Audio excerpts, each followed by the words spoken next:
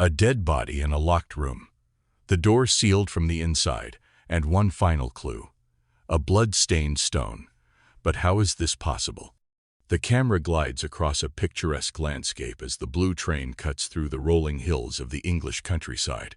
The sun is beginning to set, casting an amber glow on the lush green fields outside. The train, a marvel of 1920s opulence, puffs its way along the tracks. Inside, the atmosphere is one of quiet luxury. The gleaming mahogany-paneled walls of the dining car gleam beneath the soft glow of the ornate chandeliers. The laughter and clink of silverware create a symphony of refinement as the passengers, dressed in their finest evening wear, sip champagne and converse in hushed tones. The camera moves smoothly between them, catching snippets of conversation, a mention of the weather, a soft laugh, a furtive glance exchanged between two passengers. The world inside the blue train is full of secrets, but it's all too polished, too perfect. It's almost too perfect. Among the passengers is Catherine, a striking woman in her late 20s. Her beauty is almost ethereal, framed by her delicate features and the soft waves of her dark hair. She is elegantly dressed in a rich blue gown, her laughter infectious but slightly guarded. Her eyes, though full of warmth, carry a flicker of something more. She holds a letter in her hand, its edges worn, as though it has been read over and over again. She's traveling to meet her fiancé, Paul, a man whose name carries weight, but whose true nature seems like a carefully guarded secret. Catherine's glance shifts to the window, her eyes scanning the passing countryside, but there's a momentary flicker of worry. She tucks the letter back into her bag with a subtle sigh, an action only the sharpest eyes might notice. There's more to her story than meets the eye, and the audience is already starting to wonder. Who is Paul, really? Why does Catherine seem so distant, despite her apparent wealth and beauty? Introduction of Hercule Poirot. As the passengers settle in for the evening, we cut to Hercule Poirot, sitting alone at a small table in the corner of the dining car. He is a striking figure, a man of meticulous appearance, with his perfectly groomed mustache and sharp eyes that seem to miss nothing. Poirot's presence is understated but commanding. He doesn't draw attention, yet there's an aura of quiet intelligence that seems to command respect without effort. Poirot is engaged in a calm conversation with Mr. Collier, a fellow traveler, who is discussing the intricacies of fine wines. Poirot listens intently, his eyes twinkling with that familiar gleam of amusement, as if savoring the conversation more than the subject at hand. His responses are measured and polite, yet there's something almost mischievous in the way he handles Mr. Collier's every word, offering observations that seem a touch too precise, too knowing for a mere casual chat. The camera focuses on Poirot's subtle movements, the way he tilts his head, the small smile that curls at the corner of his lips as Mr. Collier misjudges a point. Poirot, ever the observer, has a knack for letting others reveal themselves without them realizing it. He's not just a man of action, but of profound psychological insight. Poirot's thoughts are never far from the center of his being, though. He glances across the room, his gaze briefly locking with Catherine's. She offers a polite smile, which Poirot returns with a small nod. There's no direct interaction between them, yet the moment lingers. Poirot doesn't miss a thing. At first glance, Poirot may appear to be just another distinguished traveler, but his very presence is unsettling. The audience knows, deep down, that wherever he is, something is about to happen, and it won't be what anyone expects. Tension under the surface. As Poirot continues his quiet conversation, there's a growing tension in the background. A couple of passengers exchange whispered words, their eyes flicking nervously between each other, and a sense of unease begins to settle in. Not everyone on this train is as they seem. Behind the polished exteriors, there are secrets, hidden motives, and something is about to go horribly wrong. The first sign of trouble. As the night falls and the stars twinkle outside, Catherine disappears from the dining car for a brief moment. Her absence goes unnoticed by most, but Poirot's eyes never stray too far from his surroundings. He subtly adjusts his seat, watching the door she exited from, the small flickers of movement drawing his attention. Something is off. He doesn't know what yet, but Poirot's instinct tells him it's only a matter of time before this seemingly peaceful journey turns into something much darker. The camera cuts back to the luxurious interior of the blue train, the silence now holding a subtle sense of dread. A dinner bell rings, but no one moves to get up. Not yet. The incident. It's late into the night, the soft murmur of the train's wheels a constant companion to the passengers' heavy silence. The luxurious dining car has emptied, the lingering clink of glasses fading into the distance. Catherine, her delicate form now wrapped in a rich sapphire blue robe, returns to her compartment, looking weary but content. Her thoughts are clearly elsewhere, but what lies behind that calm exterior is a heart full of secrets and unresolved tensions. Minutes pass. Suddenly, a sharp scream cuts through the silence, echoing down the corridor of the blue train. It's Catherine's voice. By the time the conductor reaches her compartment, it's too late. The door is locked from the inside. When it's finally opened, the scene that greets the eyes is horrifying. Catherine's lifeless body lies sprawled across the plush velvet carpet, her eyes wide open in a final, unspoken horror. The elegant necklace she wore, the one with the glimmering, priceless diamond, is gone. There's no sign of struggle, no broken windows or open doors, only the unmistakable sense of cold, calculated death. The other passengers are gathered outside, murmuring in confusion and shock, unable to comprehend what's occurred. But what they can't see, what they don't know, is that Catherine's murder isn't just about a stolen gem. There's something more sinister at play, something deeper beneath the surface. The police are called, but despite their best efforts, they're stumped. The train's crew, with their strict adherence to protocol, are unable to explain how a woman could have been murdered in a locked compartment. Who had access to her room? And why was the door locked from the inside? The evidence, or the lack of it, makes no sense. But Poirot knows better. Suspense building. Poirot steps into the scene with his usual poise, though there's a sharpness in his eyes that signals he's already at work. As the police bumble through their initial investigation, Poirot observes in silence, allowing the chaos to unfold around him. The camera focuses on him, his every glance, every subtle shift of his hand revealing that he is already piecing together the puzzle in his mind. His first observation is simple, but it's crucial. The lock on the door. It's unmarked, untouched. No signs of tampering. But Poirot knows something the others don't. The killer didn't need to break in. Whoever did this was already inside, and they were far closer than anyone could have imagined. Poirot begins to speak to the passengers, but not in a direct, accusatory way. His questions are subtle, layered. A raised eyebrow here, a seemingly innocent question there. He watches how they react. Who is too calm? Who seems nervous, but hides it behind a smile? There's no rush to make accusations, but the tension is palpable. As Poirot speaks, the shadows of doubt fall over every one of them. Mr. Collier, who had been so amiable at dinner, is now sweating nervously as Poirot asks about his whereabouts. Mrs. Van Zuylen, the widow, tries too hard to offer assistance, but her eyes flicker nervously when asked about her previous encounters with Catherine. The French Count, tall, dark, and brooding, gives off a subtle air of danger, as if he knows more than he's letting on. The quiet man in the corner, a passenger who spoke little during the evening, seems to be hiding behind his spectacles, his lips twitching slightly when asked the simplest of questions. Poirot knows that each of them is hiding something, but who among them has blood on their hands? The first twist. Poirot walks down the length of the corridor, his shoes clicking softly against the polished wood. The lights flicker briefly, casting eerie shadows. As he reaches the back of the train, something catches his eye, a scrap of paper, just barely visible beneath a rug. With a quick glance over his shoulder to ensure no one is watching, Poirot crouches down. He pulls the paper free, revealing an elegantly written note. The handwriting is familiar, Catherine's, but it's the words that cause Poirot's heart to skip a beat. Meet me in the compartment, midnight. There's something I must tell you. P. Paul, the fiancé.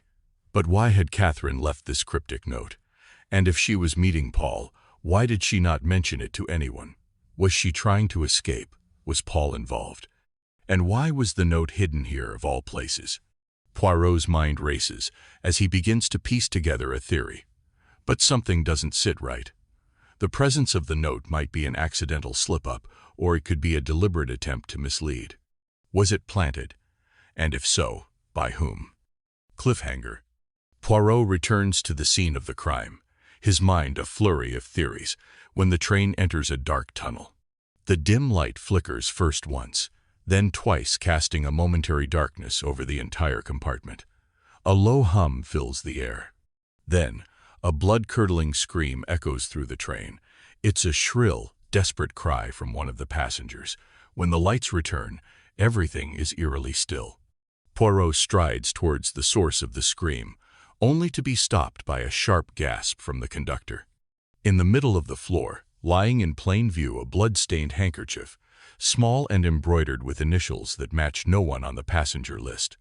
But the real shock, it belongs to a person who hasn't been seen since the murder was discovered. Poirot stops in his tracks, the realization dawning on him like a storm cloud. The killer is still on board, and they are closer than anyone could imagine. With a slow, deliberate turn, Poirot looks at the gathered passengers. His voice, low but filled with weight, cuts through the room like a razor. I believe, my friends, the game has just begun. The next morning, as the blue train chugged through the dense mist of the English countryside, the mood was a stark contrast to the night before. Where once the passengers had been full of chatter, laughter, and the clinking of fine china, now a dense, uncomfortable silence hung in the air. Everyone aboard seemed to carry the same heavy knowledge. Catherine was dead, and someone among them was responsible. The murder had shattered the veneer of sophistication and luxury, leaving behind a thick fog of fear and suspicion. The police had already begun their investigations, but it was clear that they were in over their heads, struggling to make sense of the locked compartment and the vanishing jewelry.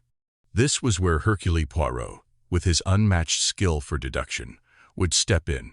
His presence, though quiet, was commanding. He did not need to raise his voice or rush through his questions. His calm, methodical demeanor had a way of making people nervous, even when they didn't realize why. The detective had a knack for drawing out truths that others could only hint at, and in this case, every word, every glance would be crucial. The widow's secrets. Poirot began his rounds with Mrs. Van Zuylen, the widow who, at first glance, seemed to carry herself with all the elegance and poise one might expect from a woman of her wealth. She was dressed impeccably, her black lace dress and diamond-studded earrings barely betraying the sadness that had gripped her. She had entered the dining car earlier with an air of dignified grief, but beneath that mask, Poirot could already sense there was more. Mrs. Van Zuylen, like all the others, was no stranger to luxury. Her wealth was the result of years of marriage to a man whose fortune had been made in the bustling world of international shipping. But with her husband's death came a wave of rumors, and the way she spoke of him had always been vague, as if trying to mask something painful, or perhaps shameful. Poirot, after a polite introduction, took a seat across from her, offering a glass of water. As she accepted, her hand trembled slightly, but she quickly regained composure, her lips curling into a forced smile. "Madame, if you do not mind," Poirot began, his voice smooth and polite but cutting with the sharpness of a blade. "I must ask you about your relationship with Miss Catherine." She stiffened at the mention of Catherine's name. The brief flicker of panic in her eyes was hardly noticeable, but Poirot had seen it, and it was enough. "It was cordial," she replied, her voice smooth but betraying an edge of hesitation. "We were acquaintances. A woman of her caliber, of her beauty, was always admired in society." Poirot nodded slowly, leaning forward. "But there was something more. No. You and Miss Catherine were, not just acquaintances, were you?" Mrs. Van Zuylen faltered, her hand still clutching her glass a little too tightly. The truth had been exposed at least partially. There was a secret, and Poirot was certain it was a love affair that no one had yet known about. Her nervousness was enough for Poirot to deduce that she had been far closer to Catherine than she was willing to admit. I had a friend," she said slowly. "A gentleman. But that is no longer of consequence." She turned her gaze toward the window, as if searching for something in the endless expanse of countryside, and for a moment, Poirot considered pressing her further. But he knew that rushing would only drive her further into her shell. With a small smile, Poirot made his exit. There was a connection there, a relationship tangled with Catherine's untimely death, but the widow was not ready to confess it. Yet, the professor's eagerness. Poirot's next subject was the professor, a man of academic stature who had been on the train to attend a lecture on a subject far too dry to hold any real interest for Poirot, but one that made the professor appear well-regarded and respected in his field. He was a man of tall, thin stature, and his glasses perched precariously on his nose, giving him an appearance of perpetual absorption in his work. It was his eagerness to be involved that first drew Poirot's attention. The professor was the first to volunteer his assistance to the authorities, almost too willingly, too quickly. He offered suggestions to the police, gave his opinions on possible theories, and frequently checked the progress of their investigation, though he had no real authority to do so. His actions reeked of too much interest in the case, the kind of interest that suggested he had something to hide. Poirot's first question was simple. "Professor, tell me, where were you during the time of Miss Catherine's death?" The professor, as expected, answered without hesitation. "I was in my compartment, reading. I did not hear the scream. I was deep in thought." Poirot took careful note of the professor's precise words, particularly the way he emphasized, "deep in thought." It was too much, too rehearsed. There was no panic in his voice, no concern, just too much control for a man who had just been caught in a murder investigation. "Do you know, Professor?" Poirot asked casually. "I find it curious that you were so eager to offer your assistance. It is as if you knew this was coming." The professor's eyes flickered with the slightest hint of alarm, but it was quickly masked by a small, polite laugh. "Of course, I am simply trying to be helpful." But Poirot wasn't fooled. There was something more beneath the surface. The professor knew something, or perhaps had been involved in some way. Poirot's instincts told him to dig deeper into this man's past, into his research. There was a theory forming in Poirot's mind, a theory that hinged on one simple but crucial question. What did the professor know about Catherine's secret life? The French count's flamboyance. Poirot then turned to the French count, a man whose presence seemed as grand and extravagant as the jewelry he wore. He was always impeccably dressed, his mannerisms smooth and his charm endless. There was no denying his appeal. However, Poirot sensed something off about him, something that didn't sit right. The Count had already expressed his condolences to Mrs. Van Zuylen earlier in the evening, but Poirot had caught a fleeting glance shared between the two. It was not the look of mourners. No, this was something else, something more calculated, something more intentional. "Ah, Count." Poirot greeted him warmly, taking a seat at the small table near the lounge car. "Your travels seem to bring you to many interesting places." The Count smiled, eyes gleaming with a practiced charm. "Indeed, Monsieur Poirot, one must enjoy life, no?" "Of course," Poirot replied, "but tell me, your connections to Miss Catherine, were they professional, or was there something else?" The Count stiffened, his smile faltering for the briefest moment. "I do not know what you mean." Poirot didn't press immediately. Instead, he observed the Count's every movement, his hand brushing against his pocket, his lip curling ever so slightly as he attempted to adjust his collar. It was all too practiced. Poirot had learned long ago that too much confidence often hid a deeper insecurity. "I find it curious, Count," Poirot continued, "that a man of such means, such flamboyance, would be so concerned with something as simple as a woman's death. Is there a connection, something hidden?" The Count's eyes flashed with a glimmer of anger, before it was once again veiled with charm. "I hardly know the woman. We exchanged pleasantries, but nothing more." Poirot allowed the silence to stretch. It was only when the Count was about to speak again that Poirot's gaze turned colder, his voice cutting through the tension. "And yet, I have heard rumors, Count, that you may have more complicated connections than you care to admit." The rising tension. The discovery of the second diamond set off a chain reaction. Tensions exploded among the passengers, who were already on edge from the constant questioning. Whispers turned into angry accusations, and before long, the elegant dining car became a battlefield of words and distrust. Mrs. Van Zuylen was the first to lash out, accusing the professor of being involved in the crime, citing his eagerness to assist and his questionable ties to certain members of society. In turn, the professor accused the French count, insinuating that his lifestyle, filled with expensive tastes and extravagant spending, was fueled by illicit dealings. The accusations were escalating, each passenger accusing another in an attempt to shift the blame from themselves. As the argument grew louder, two suspects, a man with a dark past and the charming but enigmatic count, became physically entangled, their hands grasping at each other's throats, their faces twisted in rage. The commotion startled the other passengers, and the air was thick with fear and uncertainty. It seemed as if the murder was just the beginning of something far darker. Poirot remained calm, a picture of composure amidst the chaos. His sharp eyes flicked from one person to another, taking in every gesture, every glance, as the room fell silent, waiting for him to speak. "Murder is but one piece of the puzzle," he said softly, his voice cutting through the tension. "But remember, my friends, we are not dealing with a simple crime. This is a dangerous game, and some of you are playing it very well." The silence in the room was palpable, but Poirot wasn't done yet. He knew that the truth was close, but it would take every ounce of his brilliance to uncover it.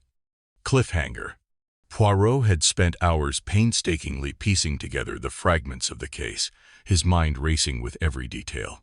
His deductions had narrowed down the list of suspects, and with each passing moment, he could feel the truth just within his grasp.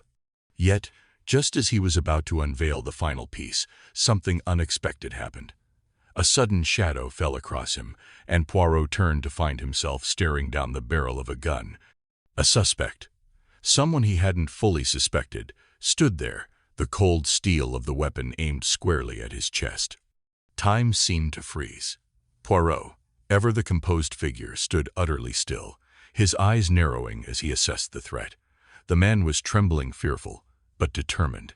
The gun wavered slightly in his hands, and the silence in the room was deafening. Poirot's voice broke the tension, calm and measured, as always. "The truth is closer than you think," he said, his gaze never leaving the man with the gun. "But can you trust your eyes?" Before the man could respond, the screen faded to black, leaving the audience on the edge of their seats, desperate to know who was pulling the strings behind this deadly game. Who would pull the trigger? Would Poirot's brilliant mind save him in time, or had he underestimated the danger lurking aboard the blue train? The reveal. The tension aboard the blue train was suffocating.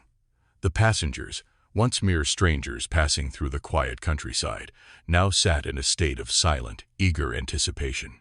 Each one of them knew that Poirot was close to uncovering the truth that had been buried beneath layers of deception, secrets, and lies.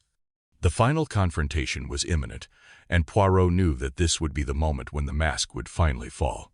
The train came to a stop at a remote station, its wheels grinding to a halt with a sharp squeal that echoed through the stillness of the night. The dim glow of the station platform cast long shadows across the dining car, adding a chilling atmosphere to the impending showdown. Poirot, ever the picture of calm, stood at the center of the room, his eyes sweeping over the faces of the passengers, each one now nervous, guilty, or perhaps both. The final curtain was about to rise, and Poirot would reveal what none of them had seen coming. As the guests sat at the long, polished dining table, Poirot's voice rang out, slow and deliberate. "You have all told your stories, some of you more convincingly than others," he began, his eyes glinting with the subtle power of someone who was always one step ahead. "But every story has its cracks, every lie has its edge." He turned his gaze to Mrs. Van Zuylen, the wealthy widow, who had been so careful to hide her involvement, her secret affair with Catherine. "You were not just acquaintances, were you?